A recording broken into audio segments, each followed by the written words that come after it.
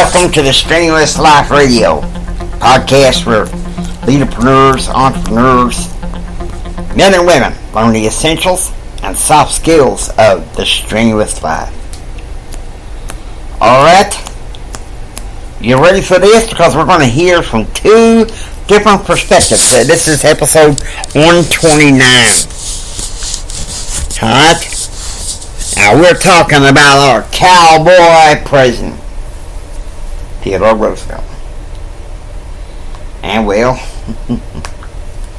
being from Texas, we're kind of partial to cowboys.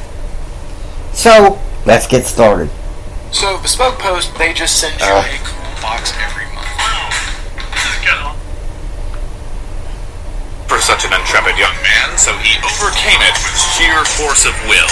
His doctors told him, how can I give an accurate picture of just how manly this man is? Okay, do you remember those Chuck Norris facts that were popular like 10 years ago? There are 10 million people in the world of Warcraft because Chuck Norris allows them to live. Turns out they were invented for Teddy Roosevelt.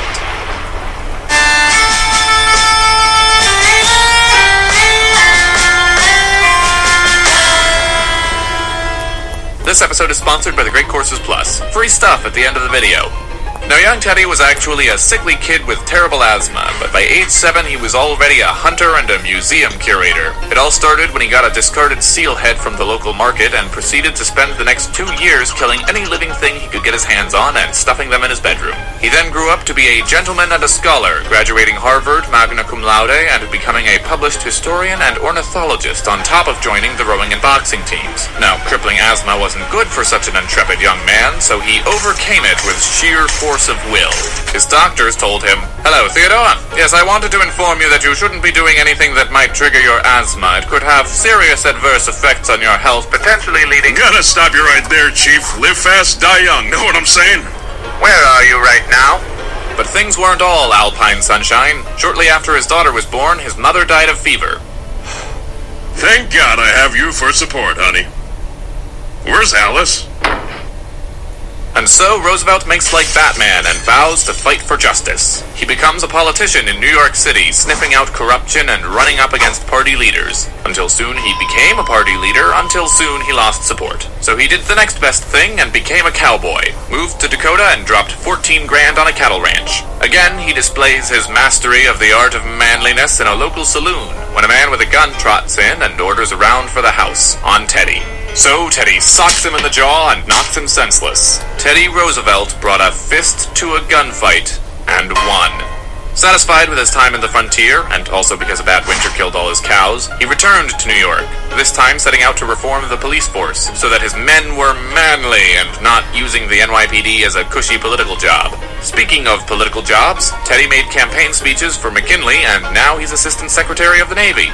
But Teddy didn't believe in cushy. He took on most of the duties of his boss and started advocating to kick Spain out of Cuba. And the president agreed, but he wanted to kick Spain out diplomatically. And then the Maine blew up. McKinley, to his credit, was still trying to de-escalate the situation, but yeah, that didn't happen. Roosevelt, I'm afraid we're going to war. One step ahead of you, Chief. Also, I quit. What? Can't waste an opportunity to fight on the front lines. Yeah! And fight he did, going above and beyond anything he was ordered to. So now he's an ornithologist, a historian, a cowboy, a police chief, politician, and a war hero. Just the kind of person party boss Tom Platt needs to nominate for governor of New York. And Teddy cinches the election. Heck, he was on such a roll, maybe he could even be president someday. And then the vice president dies, and Teddy's friends tell him, "Hey, you should run for VP."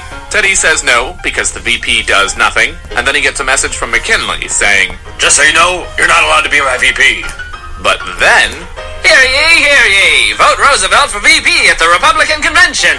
Yes, it turns out the party boss who helped put Teddy in the governor's office now wants him out of office. He and his party boss friends run Roosevelt's entire campaign without him, put him on the ballot against the president's wishes, and he won unanimously. So he and McKinley win the election, and now he's vice president. And then McKinley dies. Whoops. And look, his presidency is a video unto itself. He broke up trusts, he made national parks, he made it so that food has to be edible and drugs can't kill you, he helped promote a federal income tax and an 8-hour workday, he passed nearly as many executive orders as the previous 25 presidents combined, and he panned a man-Panama Plans canal. The man's face is on a mountain next to the guy who won the Civil War and two of the guys who made the country.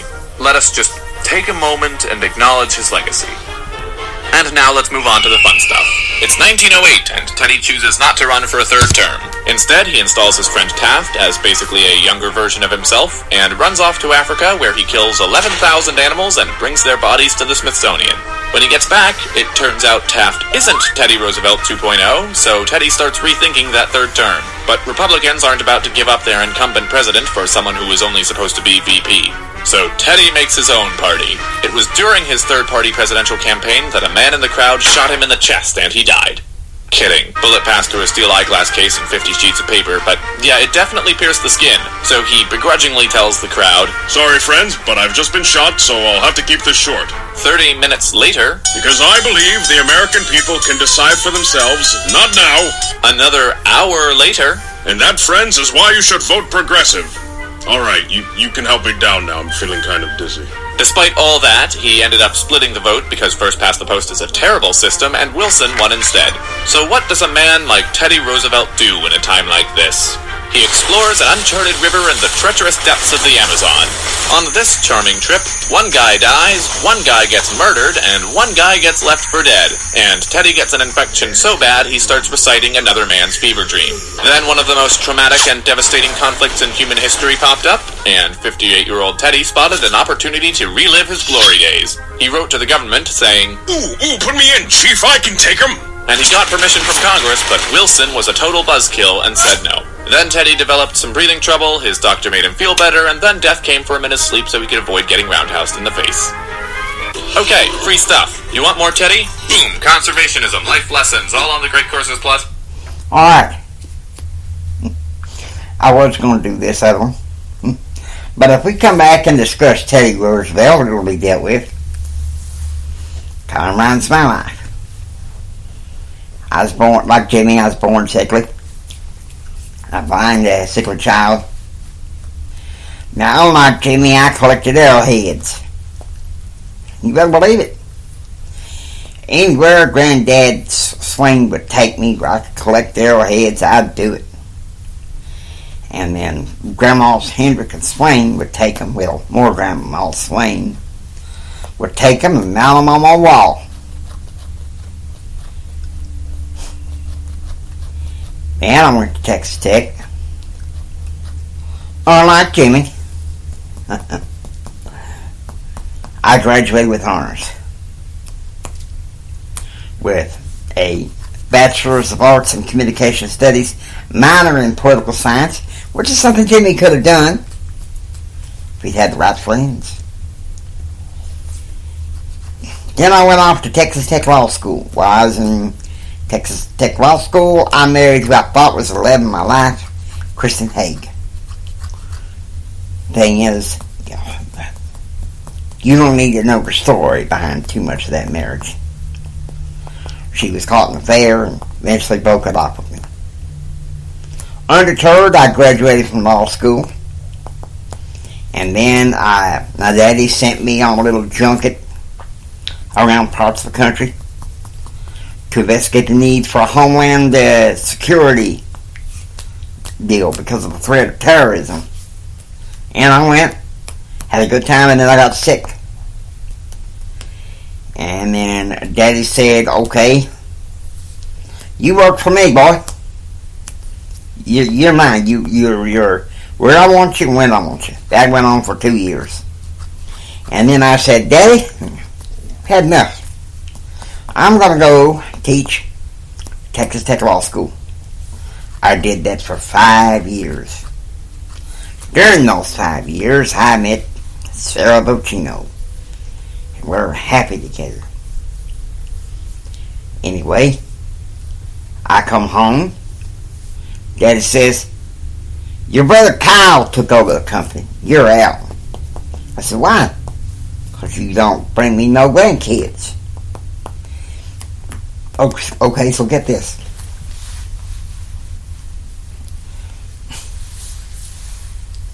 I decided to build my own company through Sarah's help.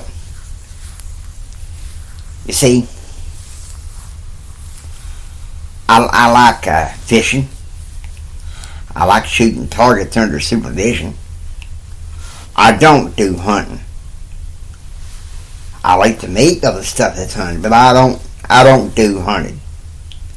I'm kind of like Jimmy and his best friend Keith as far as that's concerned. I don't do hunting. If you know, I'm Jimmy's alter ego, like him. I don't have the heart to kill an animal.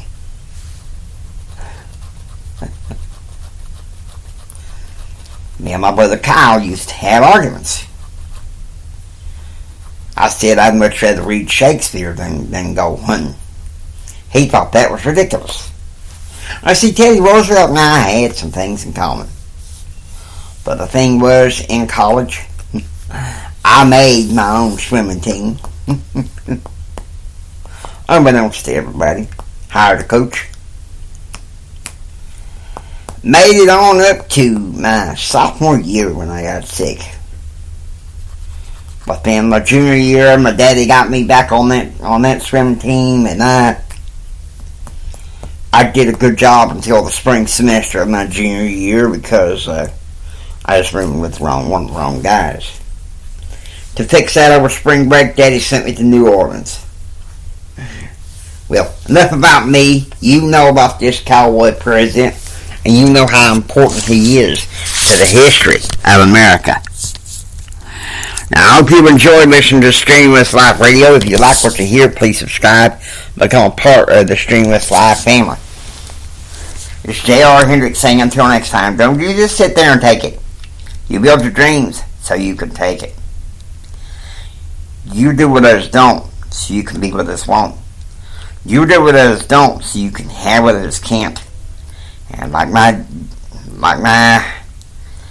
granddad and daddy always said, you think strong, you live strong, and you live the strenuous life. God bless you. Y'all take care now, you hear?